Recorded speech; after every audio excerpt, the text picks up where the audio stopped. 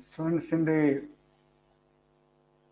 last 3 classes, I have completed about what are carbohydrates,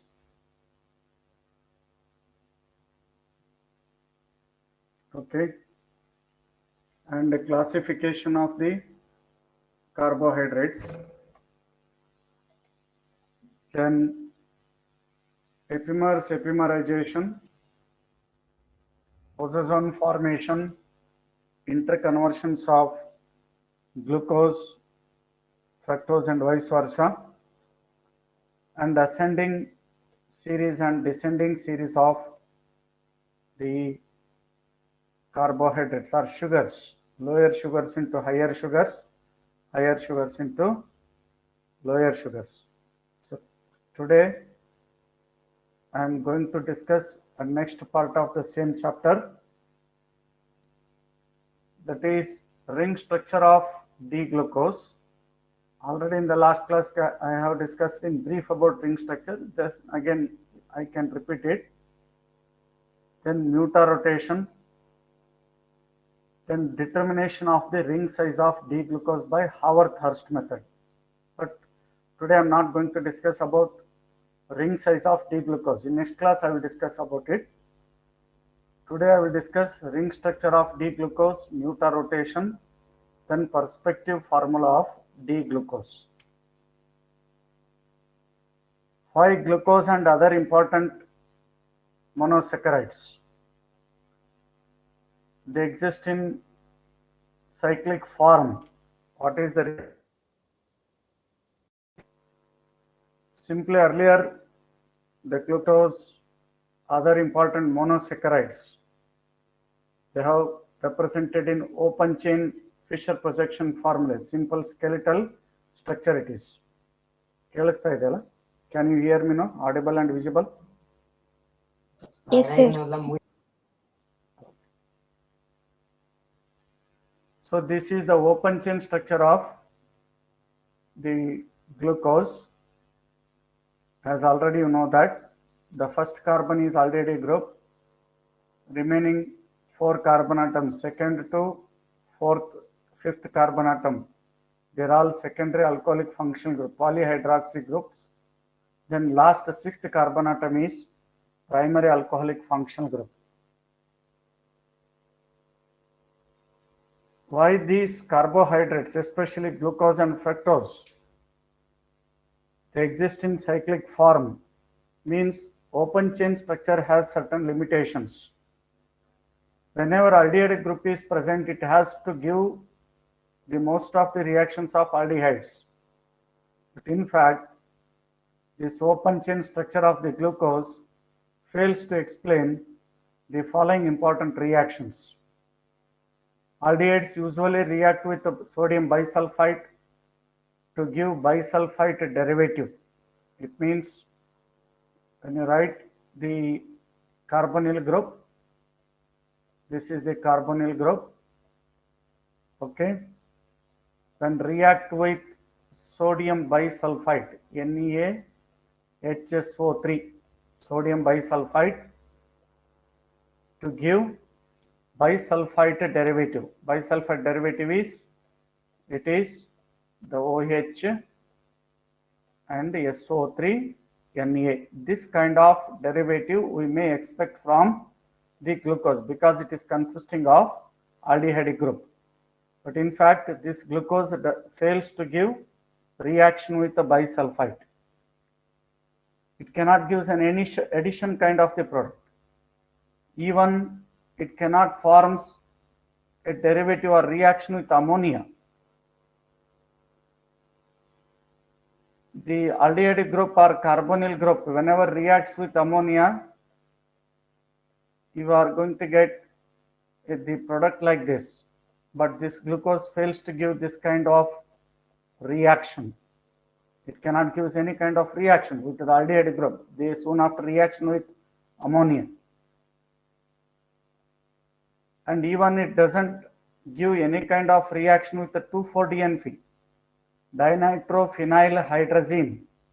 Freely it has to react to give a crystalline precipitate of phenyl hydrogen derivative. These are all simple reactions to be given by aldehydic or ketonic functional group. But in fact, the glucose fails to give reaction with the bisulfite, reaction with ammonia, reaction with the 2,4-DNP. But however, the glucose can form a derivative with hydroxylamine. Glucose oxime is going to be formed like this. Then glucose can react with acetic anhydride, where all these hydroxyl group readily react with acetic anhydride to give pentaacetyl derivative. Once this pentaacetyl derivative is formed, this derivative does not give reaction like this. That means pentaacetyl derivative of glucose does not give any reaction with phenylhydrazine. This shows that the aldehyde group which is present in glucose, which is not in the free state, it may exist in enolic form. So that's why it fails to give reaction with bisulfite, ammonia, 2,4-DNP, and moreover, in the free state it may react with hydroxylamine, NH2OH, to form glucose oxime. But as soon as glucose forms pentaacetyl derivative, the pentaacetyl derivative fails to give reaction with hydroxylamine. This shows that aldehyde group which is present in glucose is not in the free state. So therefore, the glucose, it may exist in a 2 anomeric form. In the aqueous medium, it exists in equilibrium form, that is in the cyclic hemiacetal structures. Already in the last class itself, in brief, you have seen that. There is a difference in the properties of this alpha D plus glucose and beta D plus glucose. When both are exist in anomeric form, their optical rotations and melting points are entirely different. Suppose when glucose is crystallized from in aqueous solution, the alpha form of the glucose, it is possessing melting point of 303 Kelvin and it has been changed to 419 Kelvin, and whereas the optical rotation is around 111 degree. It means when a simple glucose, when it is crystallized in its solution, aqueous solution, then melting point has been increased to 419 from 303 Kelvin. It exists in anomeric form, cyclic form of a structure, and its melting point is around 111 degree. Optical rotation is 111 degree, melting point is 419 Kelvin. In another form, when it is crystallized from hot saturated solution of an alcohol, the melting point is found to be 371 Kelvin, where it exists in beta form. That means changes to 423 Kelvin. Optical rotation is around 19.2 degree. 19.2 degree, but actual constant optical rotation is 52.3 something or 52.9 is there. So these two observations reveals that in alpha D plus glucose, you cannot find the free aldehyde group. It means there is a gradual change in the melting point when it is crystallized from in a normal aqueous solution. When it is crystallized in a hot saturated solution of an alcohol, the melting point is around 423. Even optical rotation is also going to be changed. So these limitations reveals that in the glucose, you cannot find a free aldehyde group, but it exists in a cyclic enolic form of a structure, that is called hemiacetal structure. And moreover, you can find reactions readily, the aldehydes, they will readily react with alcohols to form their respective acetols. For example, you can take it is a simple aldehyde, reacts with a methanol, it is going to form dimethylol structure. The carbonyl group which will react with the two molecules of this methanol to form dimethylol structure it is. Similarly, the glucose can form glucosides there by reaction with the methanol, but it will create a new asymmetric center, so therefore it exists in alpha D glucoside and beta D glucoside. Even melting points are entirely different. But however, these two glucosides, when react with hydrogen cyanide or hydroxylamine, they cannot give any particular set of product. The reason is, at the first site of carbon aldehyde group, you will find reaction. The glucosidic formation is taking place and the new asymmetric center has been created that will forms alpha D glucoside and beta D glucoside. Because of non-existence of a free aldehyde group, they cannot give usual reactions of aldehydes and ketones. That's why the glucose does not exist in the open chain structure. It is exist in the hemiacetal structures or the cyclic or ring structure it is. How do you present the cyclic structures for the glucose or any other monosaccharides? If you see the reaction between an aldehyde and alcohol, you will find formation of hemiacetal.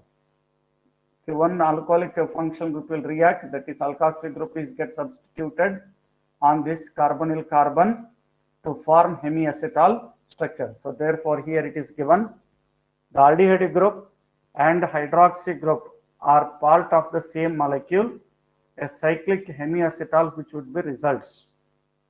Similarly, if you take polyhydroxy ketones or polyhydroxy aldehydes, just like your glucose, they are also going to exist in hemiacetal form through the intramolecular hemiacetal structure formation. That means they are going to form a interaction between aldehyde group with respect to hydroxyl group, which are going to be present on many asymmetric centers. This is a simple mechanism. When hydroxyl group is present on the gamma position, with respect to this it is alpha, beta, gamma. Then it is going to form a 5-membered ring structure, that is a furan ring structure is going to be formed. Suppose hemiacetal structure which is formed through the intramolecular rearrangement, if hydroxyl group is present at the gamma position, alpha, beta, gamma. It is alpha, it is beta carbon, it is gamma carbon. If hydroxyl group is present on the gamma carbon atom. Suppose when the hydroxyl group is present on the delta with respect to this aldehyde group, this is alpha, it is beta, it is gamma, and it is delta carbon. Here you will find hydroxyl group. When it undergoes hemiacetal formation through the intramolecular rearrangement, then you will find a 6-membered structure, that is pyran ring structure. So that's why the polyhydroxy aldehydes or ketones, whether you can take a glucose or a fructose, they are consisting of more than one hydroxyl functional group. You will find hydroxyl groups at the gamma carbon as well as a delta carbon. You may find there is a formation of furanose ring structures or pyranose 6-membered ring structure like this. You can expect this is a structure of the glucose. It is an aldose. If this hydroxyl group transfers hydrogen atom to aldehyde group, you will find formation of a furanose ring form. If this 5th carbon atom of hydroxyl group transfers a hydrogen atom to carbonyl group, then you will find the formation of a pyranose ring structure. But however, in a carbohydrate chemistry, or even you can see any naturally occurring compounds, the most of the aldoses, monosaccharides, they are going to present in 6-membered pyranose ring structure. But however, fructose is existing in a furanose ring form. Say for example, you can take a sucrose molecule, there you will find glucose is present as pyranose ring structure, whereas fructose is present in the form of furanose. So already we have seen this cyclic structure of glucose. In the aqueous solution, glucose through the intramolecular rearrangement, the generally gamma delta hemiacetals are more stable. As already told in the last class itself, according to Bayer's strain theory, as the size of the ring goes on increases, it becomes more and more stable. That's why when you take the glucose, you will find it is alpha, beta, gamma, delta. It will take up hydrogen atom from this delta carbon atom, so that this transferring to carbonyl carbon, and it will taken by oxygen group, so that a new asymmetric center has been created at the first carbon. You will find the two anomeric structures for glucose through the formation of hemiacetal structure. One is alpha D plus glucose, another is a beta D plus glucose. Because of this transformation of hydrogen, you will find the new asymmetric center, because initially it is a planar. As soon as a new group is going to be attacking towards this oxygen, the planarity is going to be lost, the new asymmetric center has been created. In one case, you will find OH group is on the left side at the first carbon. In another case, OH group is on the right side. However, these two structures are called anomeric structures of glucose. They are called alpha beta anomers of glucose. These kinds of structural representations are called Fischer projections. They are called Fischer projections. Whatever this is alpha D plus alpha D glucose and beta D glucose. These two structures are called the. So to overcome the Fischer projections, to simplify them, because whether you can take a nucleic acids or even protein structure and all, in most of the natural occurring compounds, it reveals that the structure of the carbohydrates, either they exist in a stable six-membered pyranose form or a stable the five-membered furanose ring structures. So therefore, a chemist Haworth, he proposed cyclic structure for the glucose. Norman Haworth. He is an English chemist who received the Nobel Prize in the 1931 for the carbohydrate chemistry. He is the father of carbohydrates. Of course, he revealed many kinds of aspects to study the structural aspects of the carbohydrates. You can see here in the previous slide, the whatever groups which have been present in the Fischer projections on the right side, in a Haworth ring structure, they should be projected below the plane. Those groups which have been present on the left side, they are projected above the plane of the ring structure. So this will representing, here you can find OH is on the right side. So this is the first carbon, OH is below the plane. When you take the third carbon, OH is on the left side, OH is above the plane of the structure. And this is supposed to be called Haworth ring structure for the glucose. Even these Haworth ring structures may also referred as the perspective formulae of the monosaccharides. In syllabus point perspective formula of the glucose, these two representing the perspective formulae. Later, the six-membered cyclic structures, in fact, they are not simply exist as a planar cyclic hexagon structures, because according to Sarche-Mohr theory, they are going to exist in the puckered form, in the flexible form of the structures. Okay, that means in the chair or boat conformations. I hope in the second semester, I think you have learnt about Bayer's strain theory and Sarche-Mohr theory. Sarche-Mohr theory explains that whenever the tetrahedral nature of the carbon atom in any molecule, if it loses its character, changing its bond angle from 109 degree 5 minutes, in such case, it will exist in a planarity. It is in the disturbed structure it is. But internal strain will be occurs because of the deviation from the normal tetrahedral angle. But when size of the ring goes on increases, they never going to be forced to exist in the planar form, so that they will retain normal tetrahedral angle. when size of the ring increases from 6, 7 and so on, according to Sachem theory, they never forced to bring in the same plane so that they will retain normal tetrahedral angle, so exist in puckered form of the structures. Strainless rings, they are called as the strainless rings. That means chair and boat conformations. So these Haworth structures, again, they have been represented in the chair and boat conformations. That representation is also known to be called as a perspective formula of the glucose.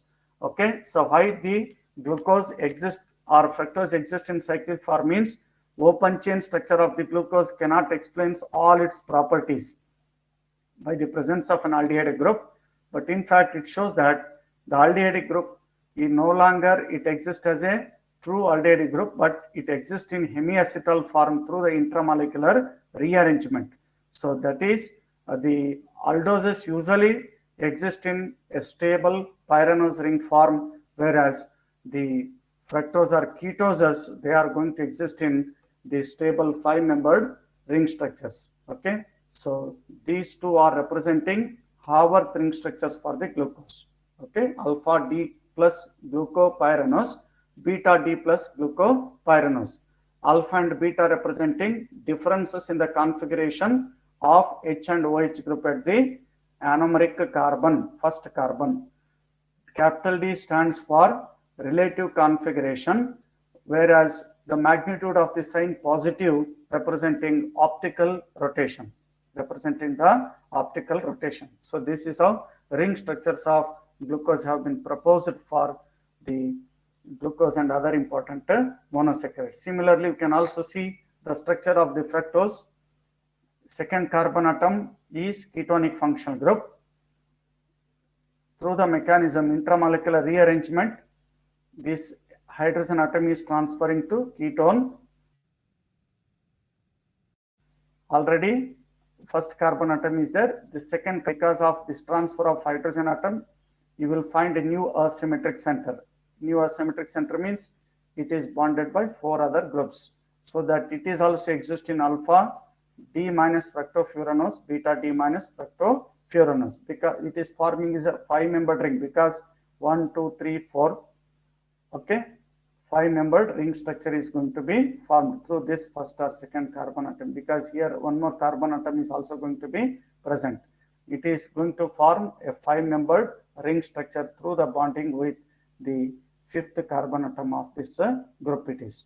So furanose ring structures are being formed for fructose. Okay.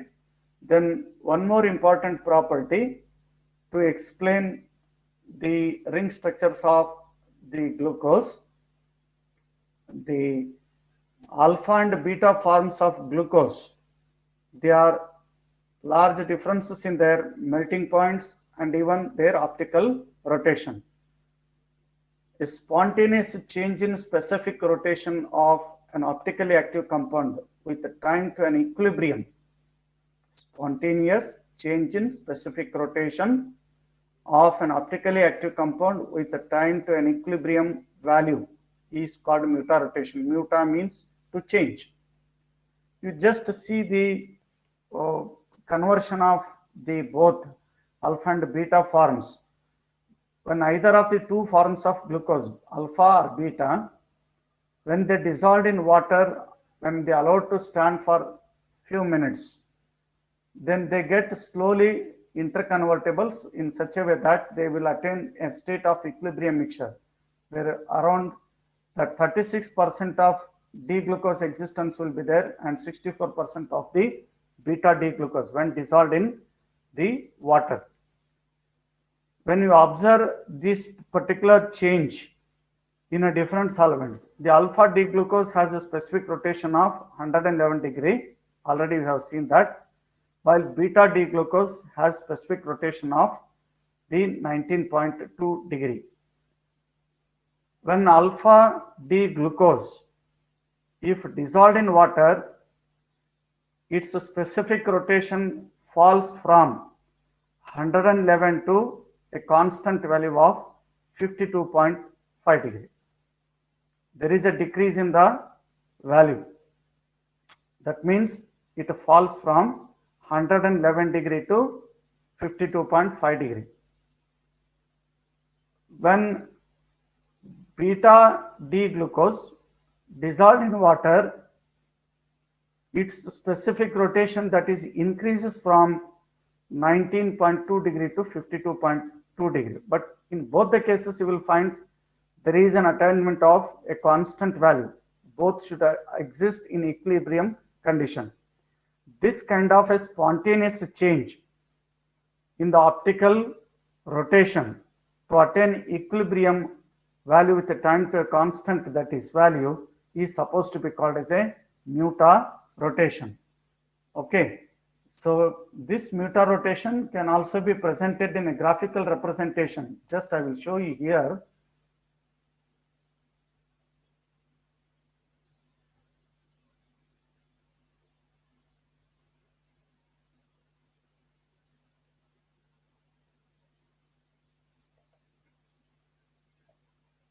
This is a graphical representation, optical rotation for this value. This is at the state of equilibrium condition 52.5 or 52.3. The alpha anomer slowly it decreases from 111 to 52 it is, but beta anomer is increases from 19 degree to 52. So this is supposed to be called the muta rotation, a spontaneous change in the specific rotation to time to an equilibrium is supposed to be called as optical rotation. It is okay. So specific rotation or muta rotation, it is change in optical rotation. Okay, then perspective formula of the glucose. Already you have seen the Haworth ring structures for glucose, 6-membered structures. Same it is. This is the alpha anomer. It is a beta anomer. Of course, remaining hydrogen oxygens are not presented. In alpha anomer, where OH group is present here, this could be presented to an axial representation. In beta anomer, where OH group is present, which is on the equatorial position. So therefore, what it indicates, according to these two projections, equatorial axial positions to be represented. This is alpha D glucopyranose. Those above the plane, they almost exist in the axial, perpendicular to the position. Okay, another is equatorial. So like how they have been presented, alpha D glucopyranose, beta D glucopyranose. I hope you have learned about the chair and boat conformations. Chair conformations are more stable than the boat conformations. Okay, so with this I will stop it here, this particular class, because I have to continue with that determination of ring structure of the glucose. In fact, it requires almost 1 hour because it having many more kinds of reactions to discuss about the ring size of the glucose. Okay, in the next class I will discuss about the determination of ring size of the glucose. Okay, if you have any doubts, you can ask the questions. So far, whatever is discussed. ಇಲ್ಲ ಅಂದ್ರೆ ಇಲ್ಲ ಅಂತ ಹೇಳ್ಬೋದು.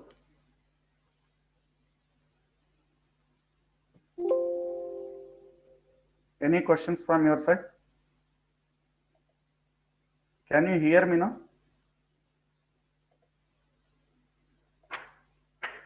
Hello? Can you audible, visible? Yes, sir. Okay. Any questions? ಇಲ್ಲ ಅಂದ್ರೆ ಇಲ್ಲ ಅಂತ ಹೇಳಿ, ಏನು ಪ್ರಾಬ್ಲಮ್ ಇಲ್ಲ.